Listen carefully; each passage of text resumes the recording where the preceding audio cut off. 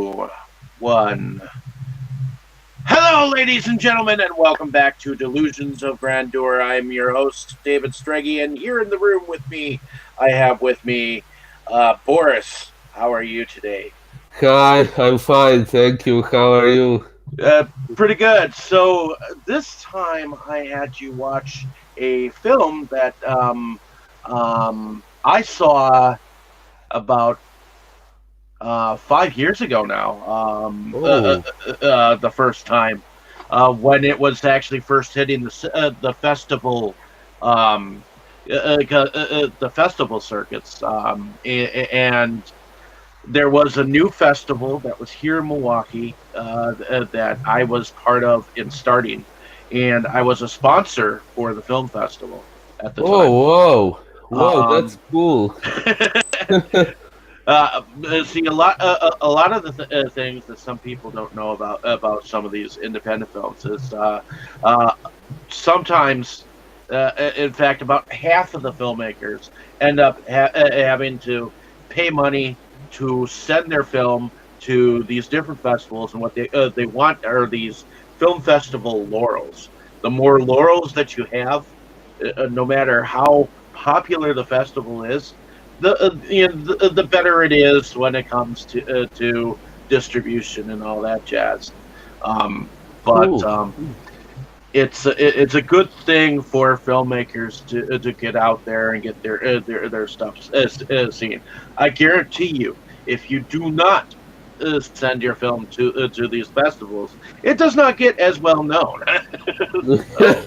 So, Well, um, that much makes sense. but there are filmmakers who tend to say, "Fuck it, I'm not going to spend money. I'm going to make money on my own steam, and fuck the rest of them." So, but I saw this film and I sponsored it for that. I ended up being the sponsor for this film, and it ended up winning Best Feature at the festival.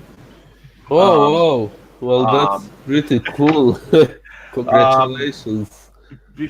so the film that we're going to go on about is directed by a Canadian director by the name of Ryan LaPlante. This was his first effort, and it is called Holy Hell. Now, Oh, before we go on, his mother, he showed his mother the script, and she said, if you ever make this movie, don't ever show it to anyone. and then he went to the festival with it. Well, he sent it Wow. to all kinds of festivals and stuff. So he pretty much became the film that trauma. That it was a trauma movie without being a trauma movie. It was like the best trauma movie that wasn't one, if I remember correctly. So all right. So let's tell the audience that before we go into this, we are probably going to spoil the shit out of this movie. Um, Correct. so before we go on, spoiler alert. So those of you who may not have seen the movie, see the movie first, then use this podcast discussion as a possible guide to it, or a companion piece.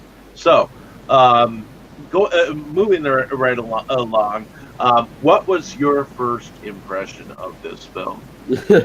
Well, today I watched this movie for the first time, and when I started watching it, the first thought I had was that it was really living up to its title. Like, I thought, holy hell, what am I watching? Well, that Well, was the if you were religious before, you're definitely pissed off now, right? well. Maybe I would be if I was religious, but I'm not religious. So at first I was shocked when I saw where it was going. Like during this first massacre scene, like there are these gangsters who broke into this house where the priest was with a family, and they started to kill everyone, and it uh, it, it did start on a pretty shocking note. They were brutalizing those people. They even killed their baby and stuff like that. So yeah, it was pretty gory, and I thought if that was the beginning, then the rest of it is probably even worse. But yeah, I like to see some shocking movies, so I was curious to see what was going to happen next, and it was, I must say, pretty creative. But yeah, like you said, some religious people might find it really offensive, like when those bad guys stick a pair of crosses into the priest's hands, and it kind of walks the nails in the crucified Jesus' hands. And yeah, that was, I would say, pretty creative and pretty shocking, and a pretty brave decision on the director's part, because yeah, offended religious people can be pretty bad when they criticize something.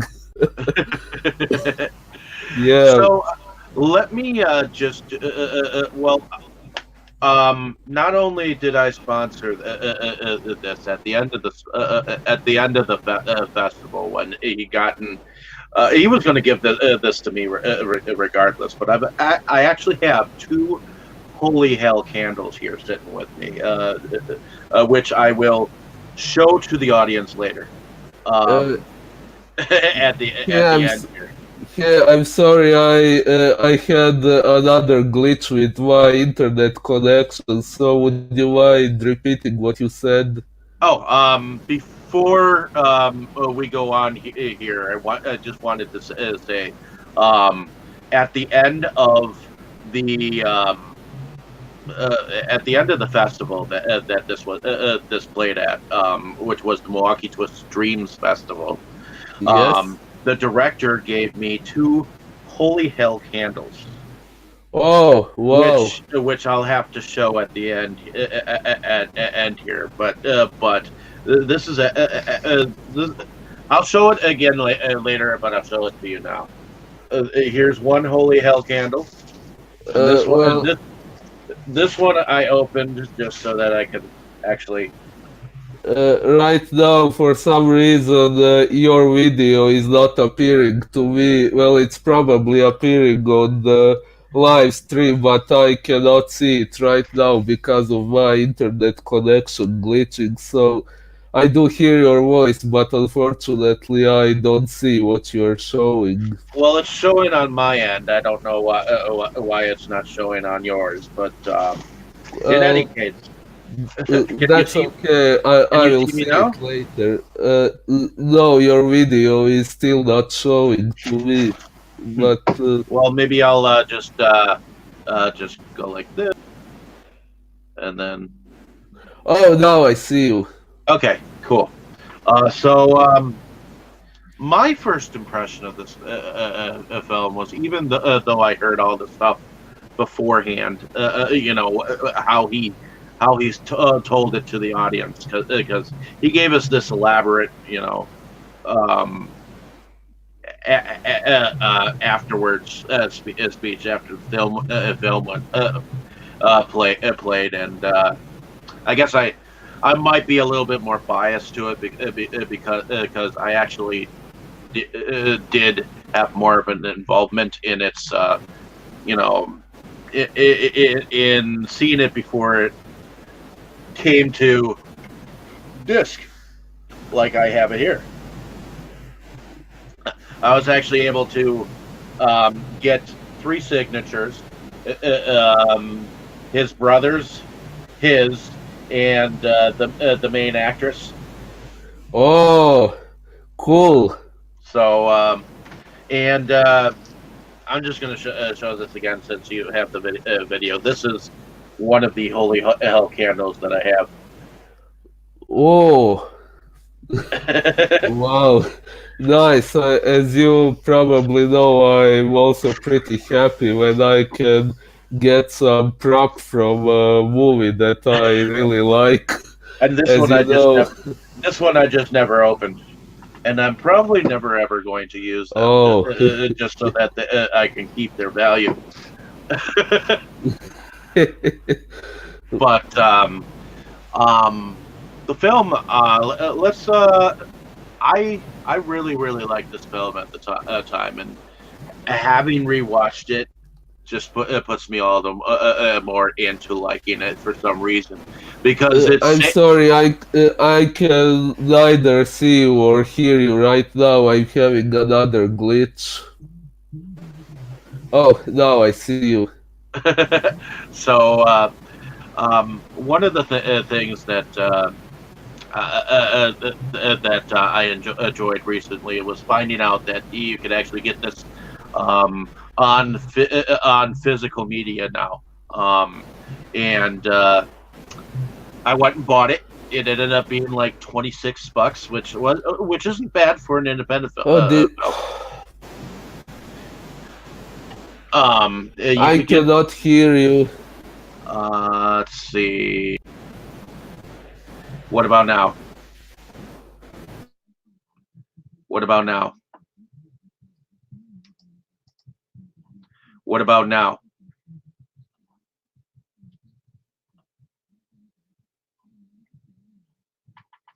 So,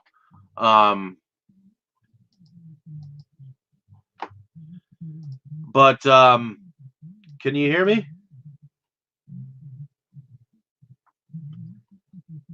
Well, anyways, we're having technical difficulties over on. Hello, can you hear me? Can you hear me? Can you hear me? I cannot hear you, and I don't see you. All right, I'm going to.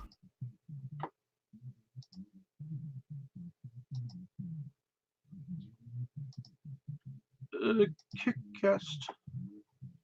All right.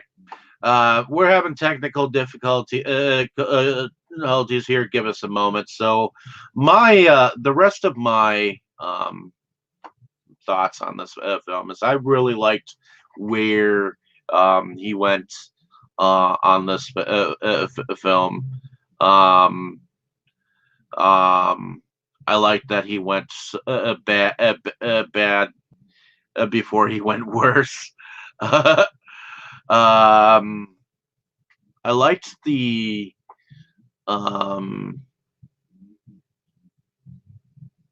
I just liked all of it. I mean,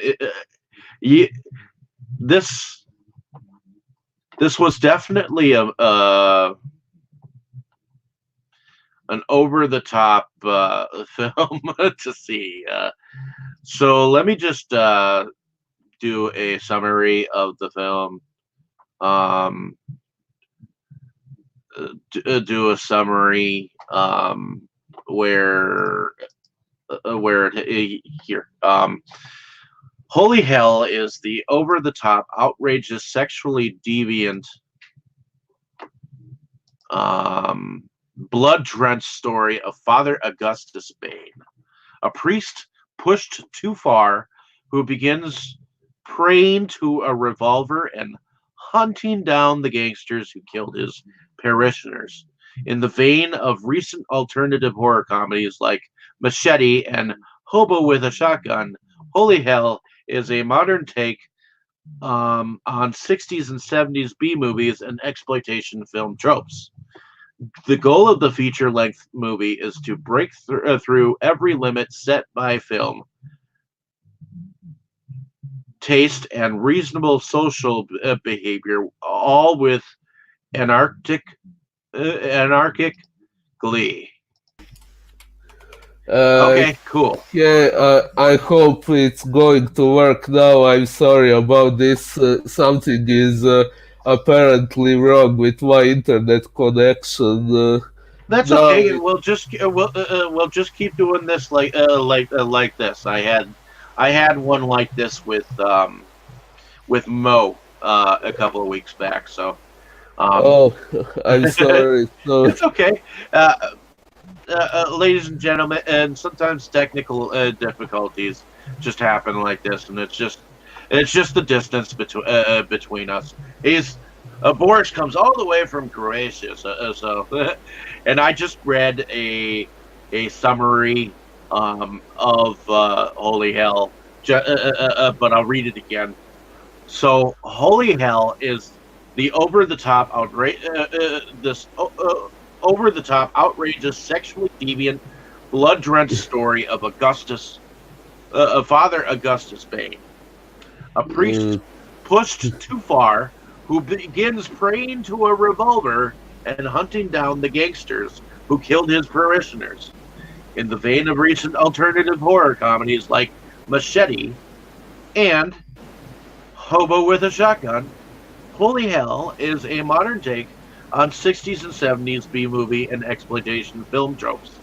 The goal of this feature length movie is to break through every limit set by film, taste, and reasonable societal behavior, with anarchic glee. oh, yeah, that's pretty much accurate. Did you notice that he actually dubbed his voice? No, I didn't notice. Why did he do that? So that it sounded like some of those Italian films where Italian westerns, Oh, um, where you could tell that the people originally did not speak English because sometimes their voice just sounds like it's much more closer to home. oh, oh, now I get it. Yeah, that reminds me of Manos, the Hands of Fate. There was dubbing as well. Uh, So, let's see. Um, apparently, Ryan LaPlante, the director, he plays Father Augustus Bain. We have um, we have him being a priest. Evidently, he has his own place where he goes and preaches. Although the people in his church do not really listen to him. well, yeah. um, but he evidently knows this family, and believe it or not, I believe it's his actual mother and father who play the characters of that family. Um, Ooh.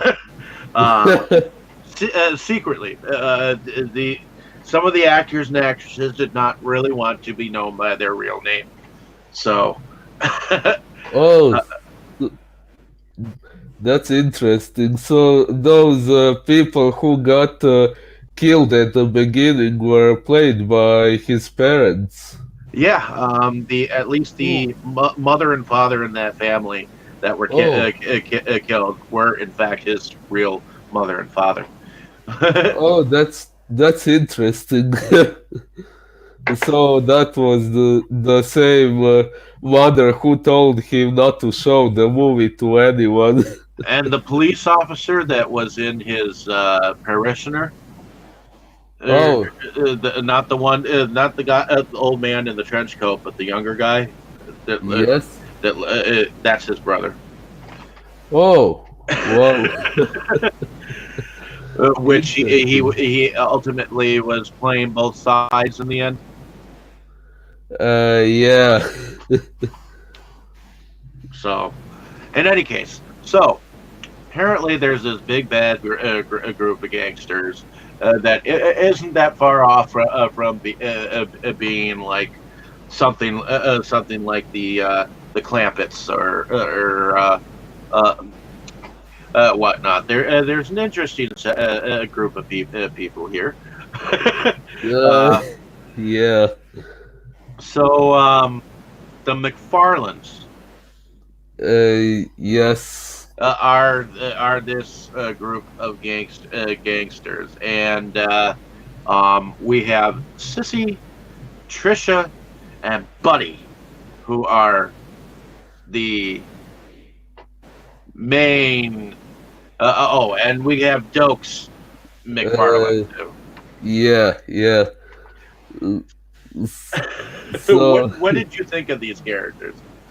Well, they were, I would say, pretty unique villains at first because of, like I said, what they do at the beginning when they break into this house and kill those people in all those brutal ways. So, yeah, their first appearance is pretty shocking, and it was also surprising to see them, some of them being portrayed as cross dressers, or maybe even transgendered people or something like that, because nowadays people like that usually won't be shown as villains, unlike these particular characters who, as we saw, are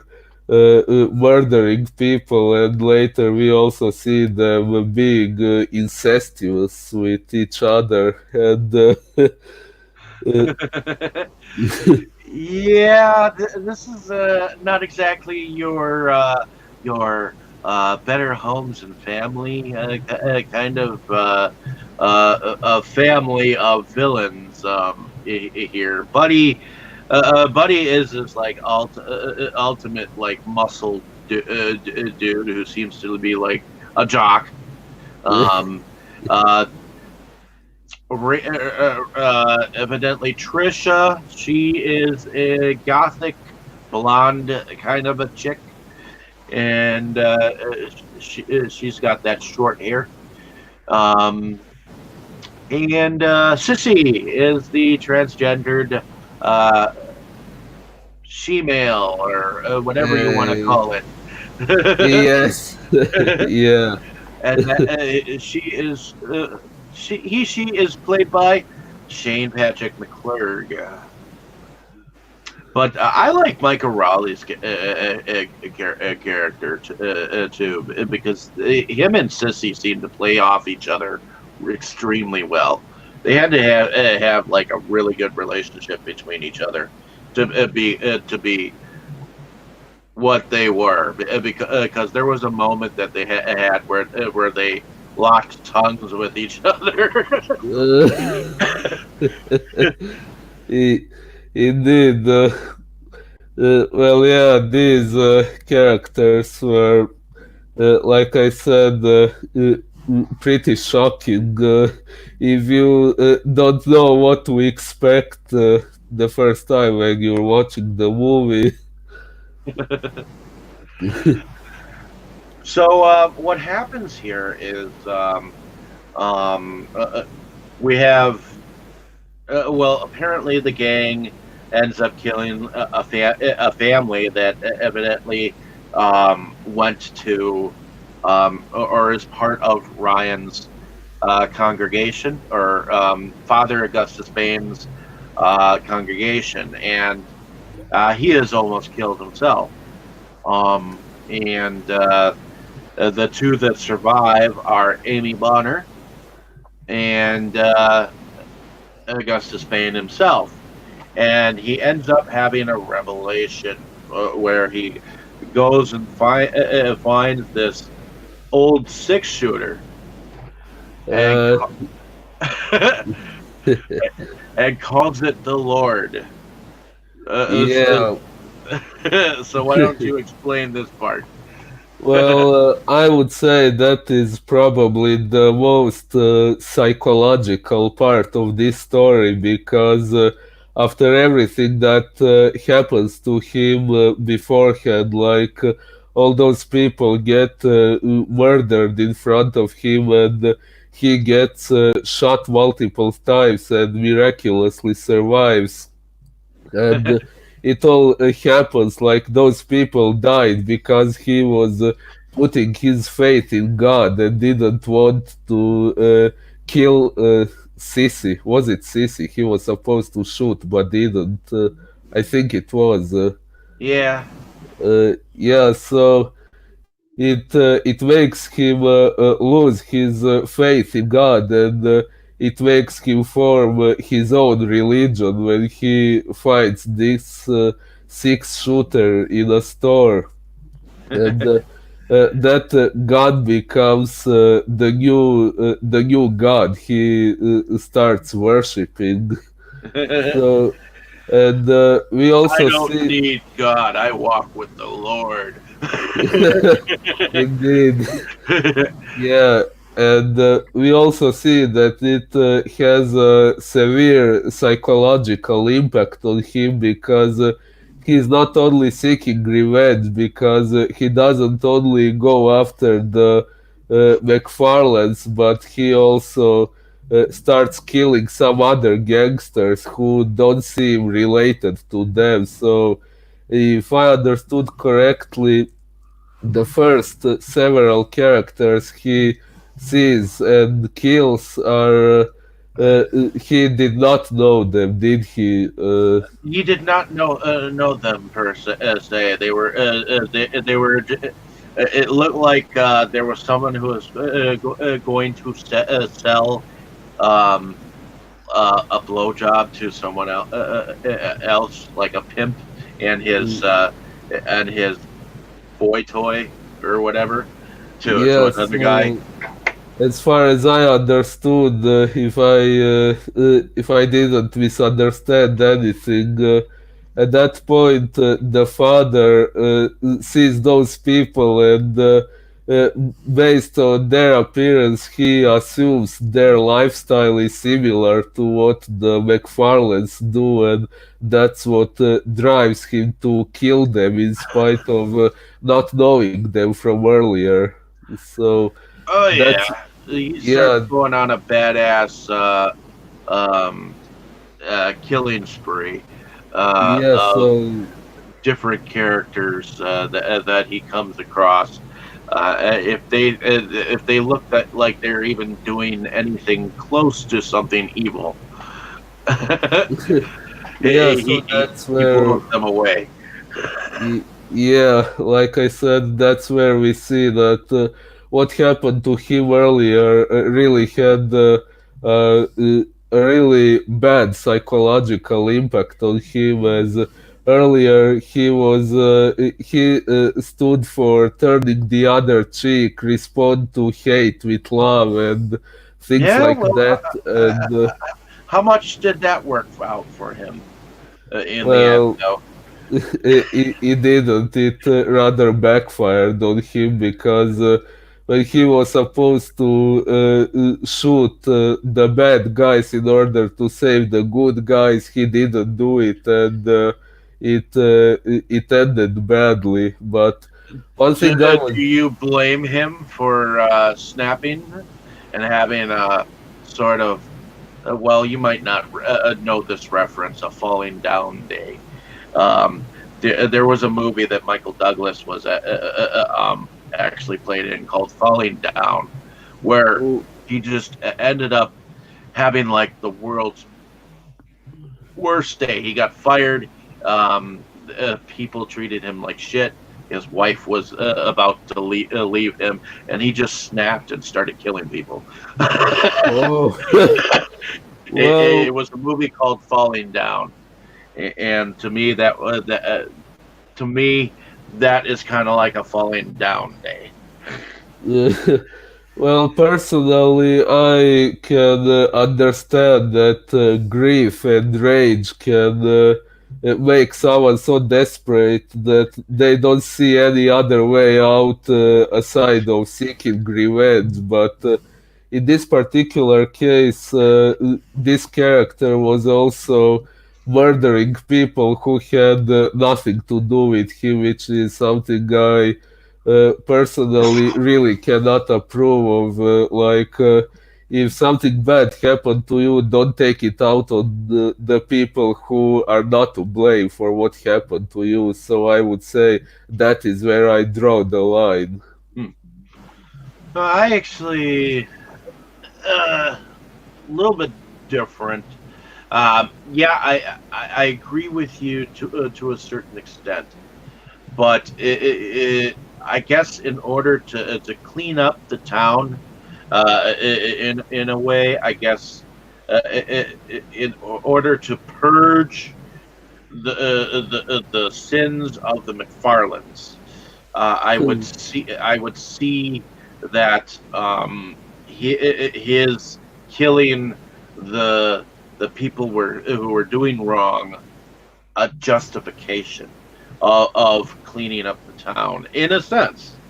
And maybe it may not be entirely politically correct, but um, the seeds of evil and the seeds of sin were in those people, and in a sense, I would call him killing the wicked.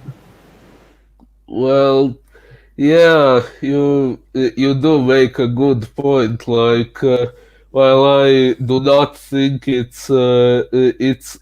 do not think it's okay to do harm to people who did nothing to you personally. But yeah, it's understandable after what happened to him that people who remind him of what was done to him can.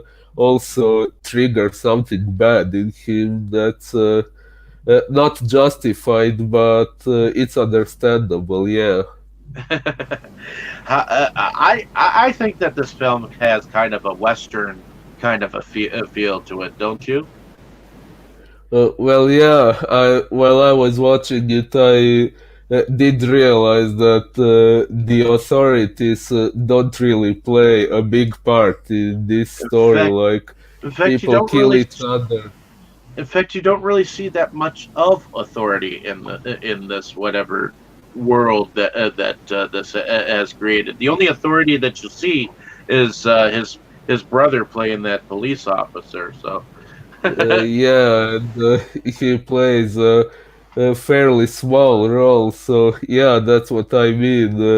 The authorities don't seem to be very involved in this story. So yeah, I do see why you would compare it to a western. well, it seems like it's a lawless town. So, run by gangsters. So, in a sense, you can see why he went about and did what he did. Now, what did you think about Sissy's army? Uh, Wait, the army. Which scene are you referring to? I'm talking about the scene where she brought her a scene of transvestite army the towards the after he had killed El Diablo, which why don't we talk about that character?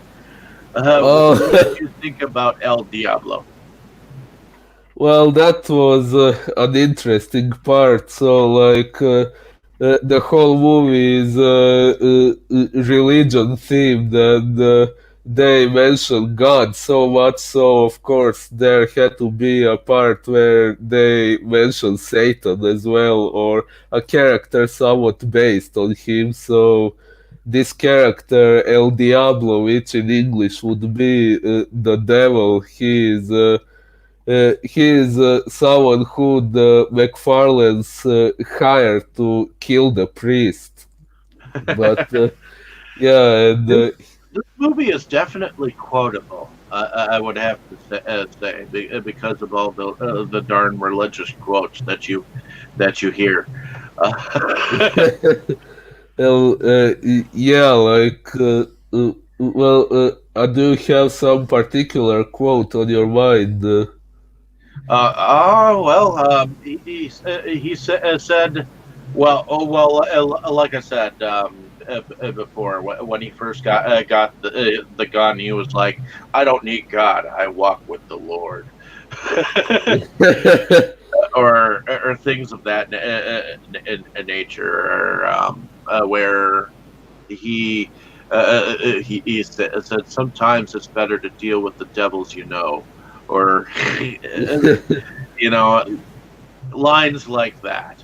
So Yeah, that's pretty interesting because when he is interacting with other characters, especially his enemies, and when he says the Lord, everyone else thinks he is referring to God, and he is actually referring to his gun, and that's what the others don't understand. That sometimes it bites them in the ass. literally. Uh, but Yeah. in any case, what did you think about the? Was there any other character that you would like to speak about, or do you think that we haven't mentioned yet? Well, I think we haven't discussed Amy much. She is a pretty interesting one. Yeah, Amy is actually part of the family, who was almost totally killed, and she ended up being handicapped. Her legs couldn't move, or something like that, and Yeah, she ended up having almost a hero worship infatuation with love interest kind of thing with him, even though he was kind of a unsocial person after he got you know uh, got the way he was. yeah, that's actually another part where we get to see a little more of the psychology of the priest character. So, he no longer cares about his previous religion, yet when Amy starts flirting with him, he still turns her down, and that shows how traumatized he still is by everything that happened to him. Well, yeah, But she's kind of like, well, man, I can still blow you. well, yeah, that's also a pretty creative thing they did in this movie. Like when the priest apparently dies and she starts giving him a blow job, and she To brings bring him. him back to life. Yeah, yeah, yeah. that That's that was pretty funny.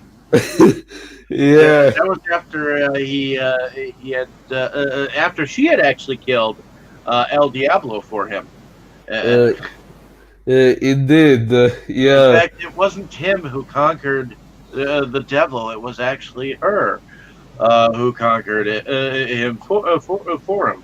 But he also came back in the he came back in the end with killing the others in the end. So Uh, yeah, so like I said, that was a pretty surprising thing to see when she literally brought him back to life by giving him a blow job. Yeah, and another interesting thing she did was this cross hiding a weapon that she gave him, which played a pretty big part later on. yes, it did. That was a pretty unique weapon indeed. With because um, it kind of went with like his whole ensemble. I mean, it was like him using it as a, as a knife of some sort. So Yeah, it. It's really interesting what they did with it in the end during the showdown with the main villain. So, Uh, what did you think about the special effects of this film? Do you think that it was pretty sweet? yeah, not sure if sweet is quite the right word, but yeah, it was definitely well done. Maybe a little over the top occasionally, but it was evidently done that way on purpose, and it was obviously trying to shock the audience, and it did a very good job at that. Especially during the first massacre when the McFarlanes killed his family, and it's a very gory scene, maybe even the goriest one in the whole movie. So, like I said before, it makes us expect things to get even worse, but then. Later on it's actually a little easier to watch, like later on it's more shooting with less focus on the gore, so Well, I think there was enough gore and violence for that massacre, so that you could see with how that gang just completely obliterated that family, and you can't help but like root for Pastor Bain as he's killing all these other motherfuckers, you know.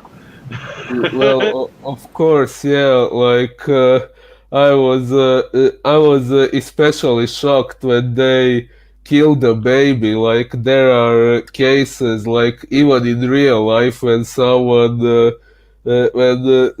snaps and goes on a killing spree, but if there is a baby, sometimes the baby gets spared. Like, I am so glad they did not use a real baby. well, of course. uh, they used a doll, and you could tell that it was a doll. But Yeah, you can. Like, even before it happens, you see this mother character putting a toy in the crib, and you don't even see the baby, you only hear a baby crying, so that kind of gives it away that they didn't have a real baby on the set. let's see, and I think that there were some.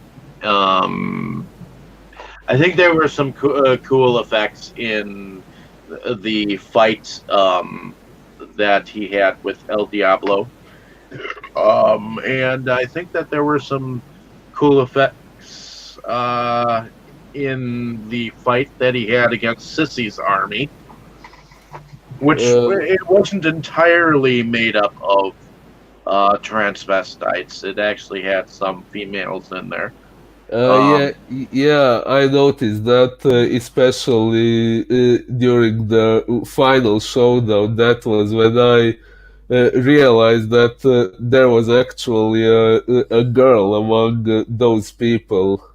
there was some cool effects that I think that were in the obliteration that he had of Buddy and Trish. Oh, indeed, that one was pretty good as well. Yeah, Trisha did not expect that one. Anyways, um, um, the and then of course I think the ending fight where he was going up against Dokes McFarlane, um, played by Mickey Raleigh or Michael Yeah. Raleigh. Uh, Yeah, the last fight is probably, to me, one of the most memorable scenes of the movie. It has a lot of symbolism and a lot that could be analyzed here. Like, uh, McFarlane's character is like when the priest is lying down, and apparently he is beaten, and McFarlane is enjoying his victory and underestimating the enemy. So when the father asks if he can die with the cross in his hand, McFarlane gives it to him, and he kind of by giving it to him so easily, he is in a way mocking him because he no longer expects any trick to be done against him. But yeah, it's He thinks he's got the upper hand. yeah. Yeah, he doesn't know that there is a knife hidden in the cross, which is another interesting thing to notice because up to that point, the priest has been putting his faith in, as he calls it, the Lord, which is his God. But then in the end, he kills the main villain not with that gun, but with another weapon, which is kind of ironic. Yeah, it is, and in a sense, both of them seem to die, or do they? Uh, well, yeah, I was actually wondering because, as far as I saw, the priest was shot in his arms and legs, so those wounds were not supposed to end his life unless they could maybe make him bleed to death or something. I'm not Or, sure. or maybe he could resurrect like the Lord Jesus Christ did. You never know. Well, Maybe all he maybe. needs is a blowjob to get alive again. Yeah, I was actually wondering when he apparently died. I was left wondering what exactly he died from, but then, yeah, we have the post-credit scene when those two men at the hospital are having a weird sounding discussion about whether he is dead or alive, which uh, uh, according to everything we have seen throughout the movie, it heavily implies that he is actually alive. Yeah, or is he? Or is he? Or is he? Yeah, Yeah. hospital dude stuck on repeat. So it makes you wonder if he's actually alive, and if he is in fact alive, that means that anyone else could be alive. You know. Well, yeah, I was also left wondering about Amy because they did kidnap her and stuff, but they actually uh, didn't do much to her in the end yet, right No, it before the seemed like she credits. just passed out or Yeah, whatnot. You know, yeah, I think so. which uh, which she very well could have because look at all she's gone through. I mean, she dragged herself up, killed the devil, and then later on she was hanging from the chains or whatnot. You don't know how long that she was. She could have just passed out from exhaustion.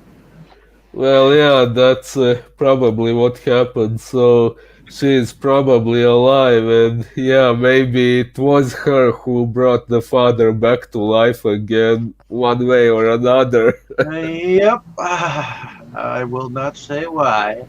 Anyways, but uh, what did you notice any music while we were watching the film at all? The music. Yeah, yeah, there was that one scene when there is some background music where the lyrics are something about Jesus, and then the father suddenly responds to the song. That was something pretty unique they did in this movie. What did he say again? Trying to think. uh, I think does he say Jesus doesn't love you or something like that? I'm not sure. Jesus loves me, this I know, or something like that. Oh yeah, and then he responds to it. I think he says, "Jesus doesn't love you" or something along those lines. Yeah, that was pretty surprising. I have never seen something like that in a movie, like a character responding to the lyrics of a background song. Yeah, that was a pretty interesting scene. It Um, was. so, other than that, did you hear any songs in the end credits that might have, or hear any music during the film, um, like maybe a score or something like that, or Well, it was the first time I've seen the movie, so I did not memorize all the details. So no, I don't remember. I'm sorry. that's fine. I this was the second time I watched it, and I didn't notice anything either per se that could actually be like remembered. Sometimes a score can be very rememberable. It depends upon the movie. I mean, it depends on if it was noticeable. Yeah, You know, yeah. I mean, Uh, sometimes, to me, the music in Jurassic Park is very noticeable and memorable. I mean, but that's yeah. a regular Hollywood film, So Well, yes, but when it comes to independent movies, one I would like to point out is one we mentioned before but didn't discuss in detail.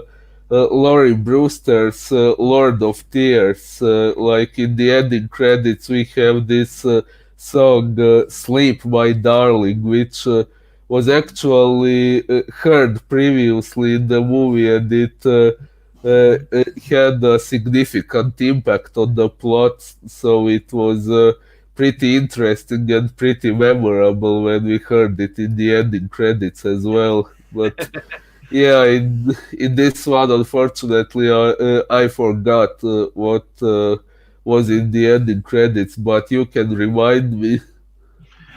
well, once I maybe see it again, I know. I watched this film last week in preparation um, for when I actually got it. I actually watched it just to um, and then of course you were asking about the ending, so I just recapped on the ending. Um, so, but I felt like I knew enough about it to go on and discuss it. So, um, but I've only seen it twice, and I didn't really notice any music that I could say, I remember that. Uh, I mean, Yeah, well, it's got to be noticeable, and I didn't really notice anything per se, say that I could just say, "Aha!" Now that music I will remember. well, I did notice the irony when there was this song about Jesus playing after everything that has happened, and when the movie is about a priest who has lost his faith in God, and then they play this song, which is kind of ironic. So that was something I noticed, and yeah, then as we mentioned before, the character responds to the lyrics of the song. Yeah, you never. I mean, you never know. The only reason why I ask is, yeah, Yes. I think there is some Yeah, there is some music at the very end, which is more or less like a score. Uh, Dun, dun, dun, dun, dun. oh, yeah. Dun, dun, dun, dun, dun. Kind of has like a western. Well, yeah, that makes sense after what has been going on in the movie. But in any case, is there anything else that you would like to discuss about this movie before we close out our discussion? Oh, well, uh, I would like to say A favorite scene? How about that? A favorite scene? well, I had multiple, like, this the first massacre was pretty memorable because of all the gore, like especially when the this father of the family who gets murdered and his eyeballs pop out.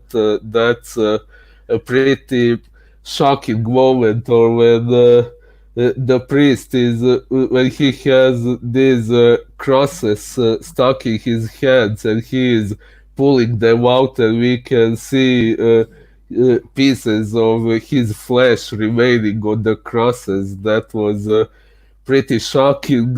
So yeah, another pretty memorable scene is Amy bringing him back to life with a blow job, which you mentioned before, and the final showdown with uh, what was his name, Dokes, right? Yeah. Yeah, it was pretty interesting how he ended. Maybe that is my favorite part because of the twist with the cross hiding the weapon, like how it well, he thinks he has the upper hand, and he walks his apparently beaten enemy, and it backfires on him big time. That was pretty good. I think that would be my favorite part. I like some of the. To me, some of my favorites were some of the quotes that Father Augustus Payne would do. Um, like someone said, "I thought you were supposed to forgive people," and he's like, Oh, Forgiveness for some, bullets for the rest." oh, yeah, yeah. That was pretty good, and Does the as Lord forgive my fucking sins? No. yeah, and as you mentioned, the scene when he is killing Buddy and Trisha, and he is quoting the Ten Commandments while killing them, and then one character, I think it was Trisha, who said, "What about thou shall not kill?" And in spite of that, he kills her anyway. So he is quoting the Ten Commandments and killing people at the same time. So even before she says that, it kind of Thou makes you shalt wonder. not kill. Yeah, it makes you wonder what about that one? Like, that's what you're doing right now. And Look then at us, she, yin and yang, Batman and Robin, the Pope and whatever kid he's ass fucking. indeed, that was pretty good.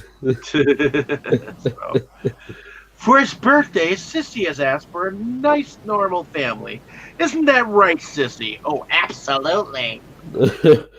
Yeah, yeah, normal family. Well, not quite a normal family when Sissy is giving their father a blow job. Or yeah, it makes you wonder whether Dogs is Sissy's real father or not. But Either way, it is a little messed up, but that's what this movie is trying to be messed up. It's purposely trying to be messed up, that's for sure. Indeed, and it does a pretty good job at that. I must admit I liked it for that. Oh yeah, thank you. I didn't manage to see it earlier when my internet connection was glitching. So thank you for showing me, and once again, I would like to apologize both you and the audience for my connection glitching and for me being a little unfocused during some parts of the conversation, not only because of my connection glitching, but also because I have a sore throat and this is not quite my best day. So I'm sorry if I was not as good in this conversation as I may have been in some previous ones. So yeah, I'm sorry. Well, I forgive you. I know that I do because I know there are technical difficulties that happen all over the board. So, Yeah, thank you. There are technical difficulties, and my throat is very dry because I'm sick. That's why I've been drinking water during this video chat. well, we hope that you get better so that we can have more cool discussions. Thank you, thank you. We will for sure. Alrighty, I think that's all the time that we have for today, folks. So definitely um, keep in mind. I'm going to have us go on about a movie called The Fair next time, Oh, cool. which I'll be sending you after you download this um, after you download something. O- Okay, yeah, unfortunately, I don't have these ones, so thank you for sharing them with me and making me able to see them for our discussions. Well, yeah. I mean, what the hell are movies sitting there except for you to go and talk about them and talk them out? I mean, I Yeah, mean, you may like something that I may not have seen. So if you ever have a movie that you've seen before that you know you wouldn't mind sharing with me, you got to let me know and be like, hey, I want to see this movie. well, maybe I can, yeah, and I'm not sure if I mentioned this before, but yeah, as you know, I am friends with several independent filmmakers, and I have made a short movie myself, so I am very aware of struggles of an independent filmmaker. So I normally really don't support pirating independent movies, and I usually really like to buy them whenever I can. But yeah, right now I don't have much money, and these movies that you're sharing with me, I wouldn't be able to get them anywhere else. So thank you a lot for sharing them with me and making me able to see them. Not a problem. I mean, um, I like sharing these movies with you. It's kind of like you know, so kind of like I'm turning you, I'm bringing you to the dark side or something like that. You know, Yeah, I'm showing you all the movies that you probably wouldn't have been able to see when you were probably like um yay high. yeah. I Probably guess films your I mother and father would probably at one point have said, "Stay away from them." well, if I was younger, maybe they would say that, yeah, but I'm a little older than I look, and yeah, I have already seen my fair share of messed up things, at least in movies, fortunately not in real life. Well, I guess I'm here to fuck you up even more. So, I guess that's what I will say.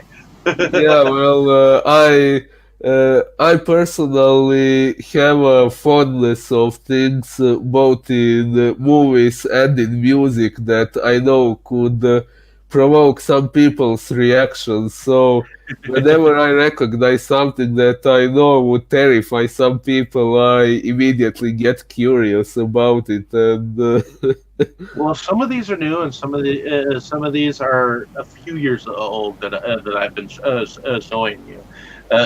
So even if they are uh, new to you, they're somewhat new to some like this. The next one, this one is actually relatively new. It only came out not too long ago. So oh, uh, I'll have to let you. I mean, each film has a different tone, and this one is not as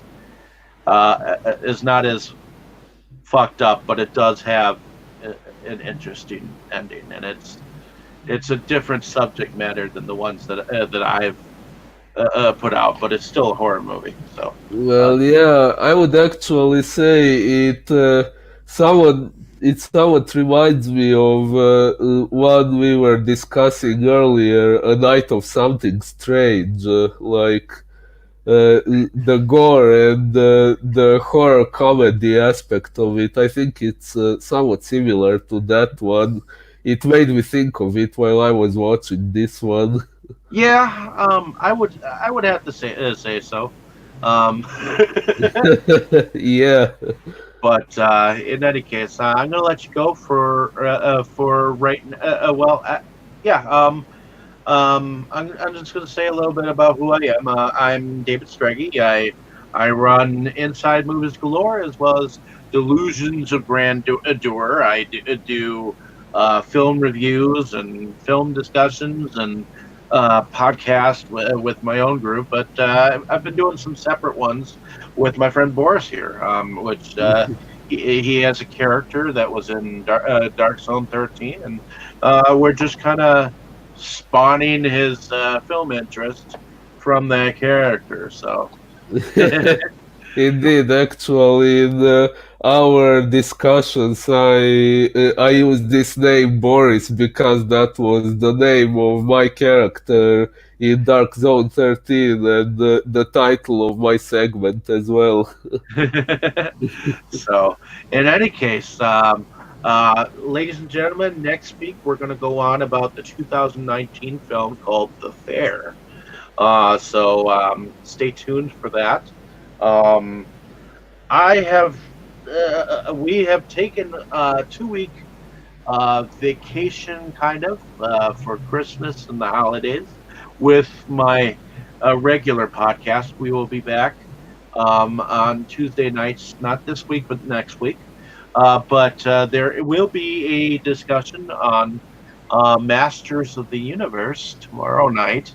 Mm. For those of you who want to, I was doing these pre-shows beforehand, and we just have the pre-show planned for tomorrow. So I'm going to see who else still wants to talk with me about that, and we'll be going on about that. That is the standalone He-Man movie that um, who was it? Dolph Lundgren played it back in the '80s.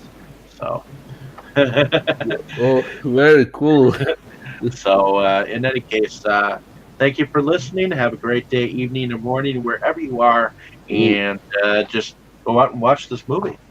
Thank you all, and I'm sorry once again about the technical difficulties and stuff. And yeah, thank you for listening. And if you like movies like the one we have discussed, yeah, by all means, check it out. It's worth seeing if it's your type of. I believe that you can find the film in its physical form on holyhell.ca. So I believe that that just means Canada. Yeah, I think so.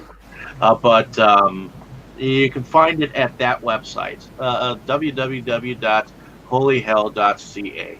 So, Oh, and you can at least get it signed by um, by Rachel, I believe. I believe the main actress, Alyssa King. oh, the one who played Amy. Yeah, the one who played Amy. Uh, Oh, very nice. I might do that. Sounds pretty cool. so, in any case, um, check the film out, and thanks for listening to our ramblings, ladies and gentlemen. Thank Enjoy. you. Thank you.